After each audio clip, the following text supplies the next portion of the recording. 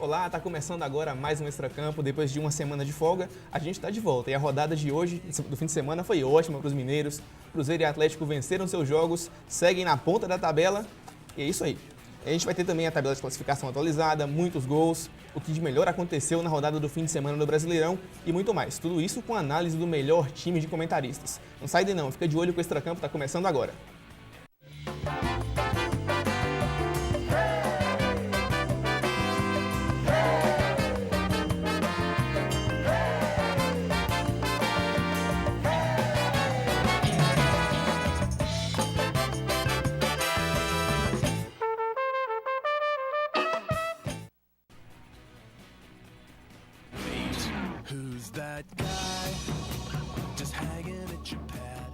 Muito bem, para começar o Extracampo de hoje, já quero convidar o pessoal de casa que está assistindo com a gente.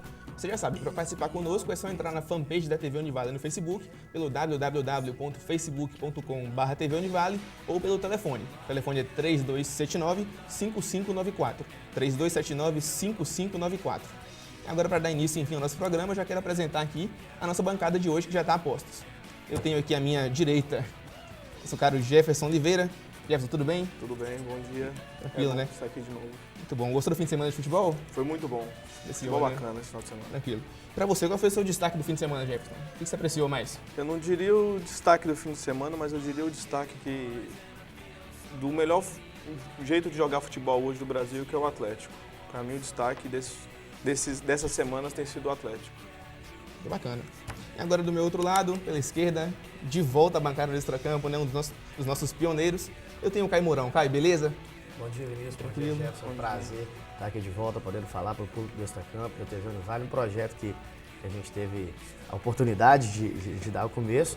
Você não me perguntou ainda, mas eu já vou embalar na resposta do Jefferson. Acho que o destaque nem é só do final de semana. O destaque do semestre é o futebol mineiro, Cruzeiro já do ano inteiro, o Atlético revivendo no segundo semestre e, claro, a possibilidade que a gente tem de fazer uma final nacional pela primeira vez, que é a Copa do Brasil, que foi no meio da semana passada. Com certeza, né? Os mineiros, desde 2013, mandando no futebol nacional. E o primeiro bloco de hoje, evidentemente, é sobre o Galo. Conseguiu uma grande vitória no Horto sobre a Chapecoense. Depois de conseguir aquela vitória heróica sobre o Corinthians pela Copa do Brasil, o time estava embalado. Voltou à sua casa e meteu 1-0 no time de Santa Catarina e agora segue firme na briga pelo G4. A gente vai ver como é que foi esse jogo agora no VT. Roda pra gente, vamos conferir como é que foi a vitória do Galo. A classificação à semifinal da Copa do Brasil e a boa fase do time levaram muitos atleticanos ao Independência na noite de sábado. E o Galo retribuiu o apoio. Logo aos 5 minutos, Guilherme achou bem Carlos no ataque, mas o garoto bateu fraco para fora. O meia estava inspirado e fez outro lançamento perfeito, mas Carlos, de novo, desperdiçou. A Chapecoense investia pelas pontas e em cruzamentos na área, sem grande perigo. Com a pressão do time mineiro, os catarinenses recuaram e deram mais espaço. E então, aos 28 minutos, Guilherme lançou Douglas Santos na área. O lateral bateu forte, cruzado e abriu o placar no Independência. O Galo tinha o domínio do jogo e na boa articulação do ataque, Luan, que jogou no sacrifício, quase marcou de cabeça. No segundo tempo, a Chapecoense adiantou a marcação e o Galo achou espaços. Neste lance, pela direita, Tardelli bateu com perigo para o gol.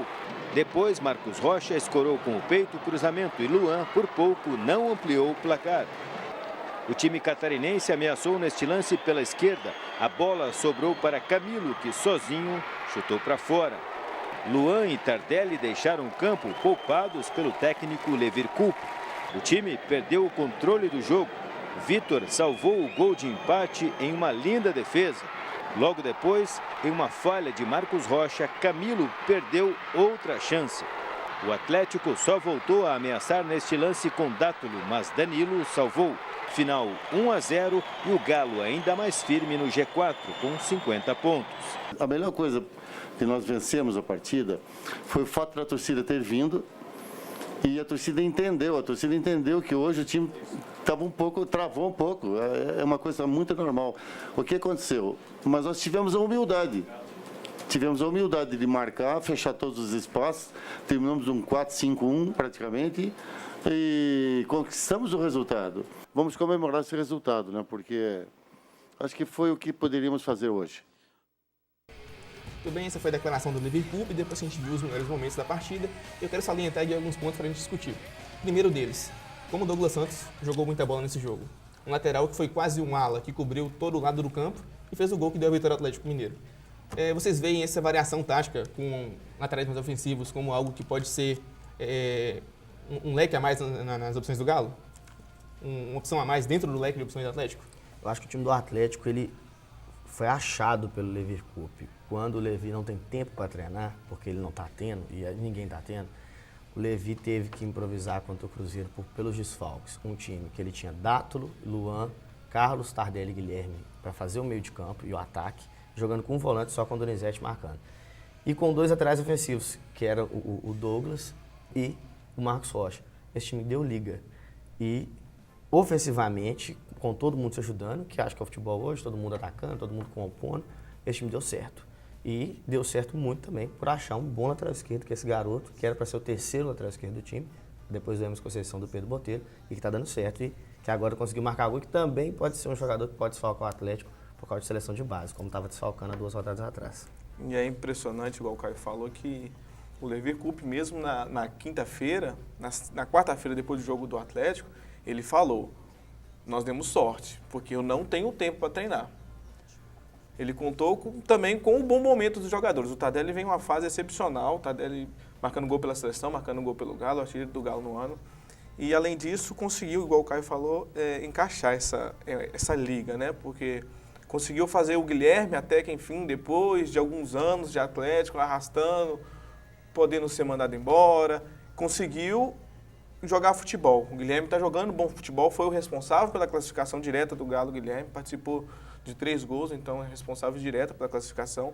E além disso, tem esse garoto Carlos subindo, que é excepcional, um grande jogador e, para mim, que é o melhor lateral esquerdo do Atlético. Não tem nem comparação, Emerson Conceição e Pedro Botelho com Douglas Santos. Jovem promessa, mas que pegou e vestiu a camisa do Galo e falou: essa eu vou vestir que eu quero ser o titular. Então, o Galo deu sorte.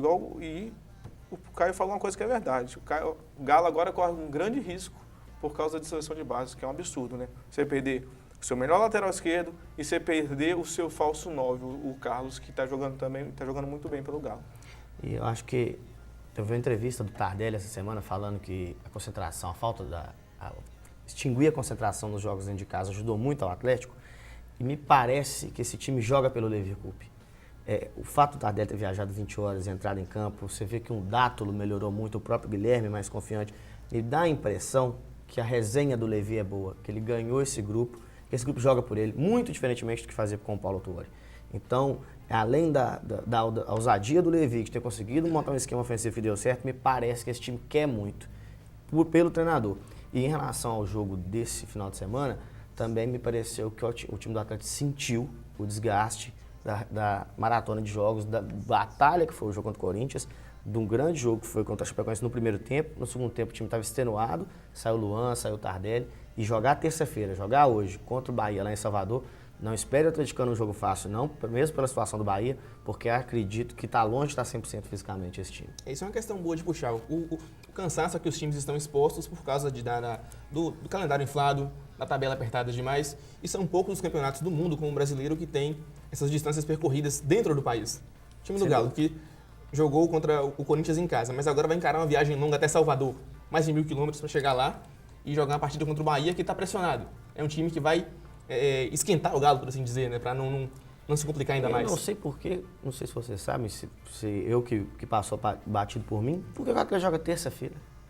Quer dizer, Série A toda joga quarta, joga domingo. É o novo calendário da CBF. É o novo calendário que a CBF adotou há 2 semanas atrás.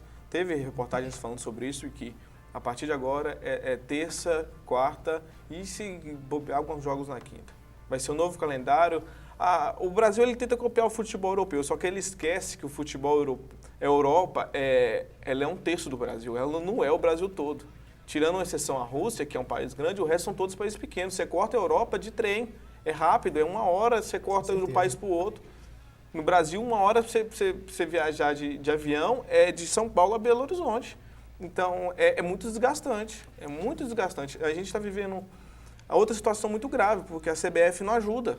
Ela vê que os clubes estão precisando de jogar e ela mata o seu principal produto, que é o futebol brasileiro. Porque a partir do momento que o Tardelli viaja lá para a China e tem que voltar para defender o time dele num jogo importantíssimo, a CBF não está pensando que ela está matando o jogador. Isso é um cenário semelhante ao que o Santos viveu com o Neymar durante todo o tempo que teve ele no time. Ele era convocado para a seleção e como a seleção já é um produto mundial, que joga no mundo inteiro, não tem uma casa definida, a seleção jogaria um amistoso em Singapura e o Santos tinha um jogo contra o Figueirense, por exemplo, fora de casa. Um jogo duro, como costuma ser contra o Figueirense fora. O Neymar era trazido por um batalhão de gente no avião para poder reforçar o Santos. Isso aconteceu muito nesses 3 anos dele no Aconteceu time, né? várias e várias vezes e isso é um absurdo. Em cima do que você está falando, Jefferson, por exemplo, agora tem convocação em novembro, Everton Ribeiro, Diego Tardelli, se o Ricardo Goulart tiver recuperado de lesão, provavelmente vão ser convocados pela seleção principal e aí ficariam de fora de uma eventual decisão de Copa do Brasil, que é um absurdo. Um time igual o Atlético, que se achou no segundo semestre, numa temporada que era dada como perdida, consegue essa reação, consegue a liderança do segundo turno, pode provavelmente, é possível, apesar de um jogo duríssimo, chegar a uma final contra um Cruzeiro, e você imagina, um Atlético Cruzeiro na final de Copa do Brasil, sem Everton Ribeiro, Ricardo Goulart e Tardelli. E o Carlos, quem eventualmente for convocado do Sub-21 do Cruzeiro. Isso acaba desprestigiando a própria final. Sem dúvida. E eu vou dizer uma coisa, não é só os dois não. A gente tem 3 times, nós temos 3 times da semifinal da Copa do Brasil que correm grandes riscos por causa disso. Tem o Atlético Cruzeiro, tem o Santos. O Santos tem o Robinho, que vai ser convocado novamente. Além disso, na Sub-21 já saiu ontem. O Gabriel foi convocado e o Alisson também convocado. Então você tem um problema que aí é o seguinte, você tira 3 titulares de um time, vai ficar rodada 33, 34, 35 do Brasileirão e ainda corre o risco de falcar no grande jogo da final. Se o Santos passa pelo Cruzeiro, ou se o Cruzeiro passa pelo Santos, ele vai sem o volante, eu esqueci o nome agora, o volante do Cruzeiro, joga Lucas Silva, vai sem o Lucas Silva, vai sem o Everton Ribeiro e se o Ricardo Goulart, vai sem o Ricardo Goulart. Muito bem, a gente está chegando agora no finalzinho do primeiro bloco. Na volta tem Cruzeiro, tem tudo que aconteceu no jogo contra o Vitória no Barradão, um jogo duro que manteve o Cruzeiro na liderança com folga. É isso aí. Daqui a pouquinho a gente está de volta, o Extracampo está indo para o seu primeiro break. Fica ligado, não sai daí, rapidinho.